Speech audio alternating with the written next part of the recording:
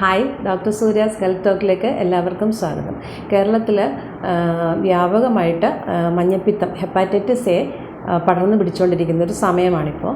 അപ്പോൾ ഈ മഞ്ഞപ്പിത്തത്തിൻ്റെ ലക്ഷണങ്ങൾ എന്തൊക്കെയാണെന്ന് പറയാം.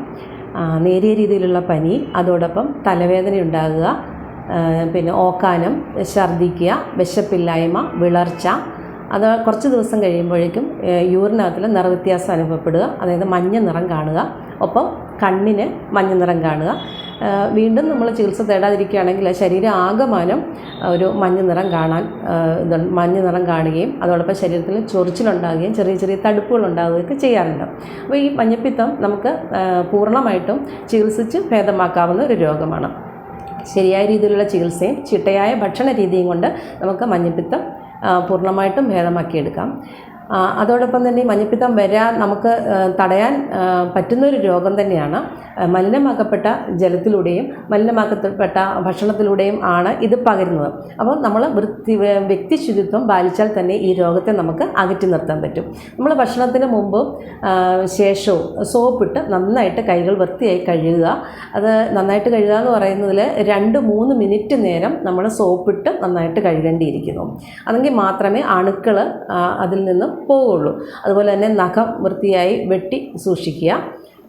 അതുപോലെ മലമൂത്ര വിസർജനത്തിന് ശേഷവും നന്നായിട്ട് സോപ്പിട്ട് ഇതുപോലെ 2-3 മിനിറ്റ് നേരം കൈകൾ വൃത്തിയായി കഴുകണം. ഈ സമയത്തെല്ലാം അങ്ങനെ അത്രയും വ്യക്തി ശുചിത്വം നമ്മൾ പാലിക്കേണ്ടിയിരിക്കുന്നു. അങ്ങനെയാണെങ്കിൽ നമുക്ക് ഈ മഞ്ഞപ്പിത്തം എന്ന രോഗത്തിന് തടഞ്ഞു നിർത്താൻ പറ്റുന്നതാണ്. നമുക്ക് നല്ല രീതിയിലുള്ള ചികിത്സ കൊണ്ടും ഒപ്പം തന്നെ ഭക്ഷണക്രമം കൊണ്ടും ഇത് പൂർണ്ണമായിട്ടും ചികിത്സിച്ച് ഭേദമാക്കാൻ പറ്റും.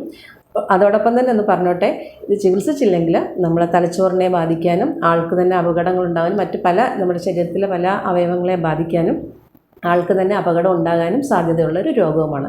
അപ്പം ഇങ്ങനെ എന്തെങ്കിലും ചെറിയ ലക്ഷണങ്ങളൊക്കെ നിങ്ങൾക്കുണ്ടെങ്കിൽ അത് അടുത്തുള്ളൊരു ഡോക്ടറെ സമീപിച്ച് നിങ്ങൾ ചികിത്സ തേടേണ്ടത് അത്യാവശ്യമാണ്.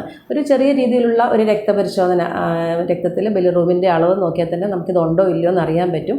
അതുപോലെ തന്നെ ചികിത്സിച്ചതിന് ശേഷം പൂർണ്ണമായിട്ട് ഭേദമായോ എന്നറിയാനും ഈ ബ്ലഡ് ടെസ്റ്റ് ചെയ്ത് ഇതിൻ്റെ ബിലിറൂബിൻ്റെയൊക്കെ അളവ് കുറഞ്ഞിട്ടുണ്ടോ എന്നുള്ളത് നോക്കേണ്ടത് അത്യാവശ്യമാണ്.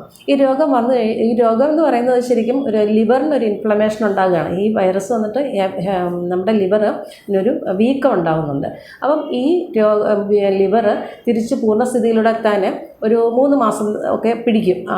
പഴയതുപോലെ തന്നെ നമ്മുടെ ലിവർ ആവാൻ. അപ്പോൾ ഒരു 3 മാസം വരെ നമ്മൾ ഈ ചികിത്സയുടെ ഭാഗമായിട്ട് റെസ്റ്റ് എടുക്കുകയും അതുപോലെ തന്നെ ഭക്ഷണക്രമം പാലിക്കേണ്ടതും ചെയ്യേണ്ടതും ആവശ്യമാണ്. പോഷകസമൃദ്ധമായ ഭക്ഷണം ഈ സമയത്ത് ധാരാളം കഴിക്കേണ്ടതും ആവശ്യമാണ്.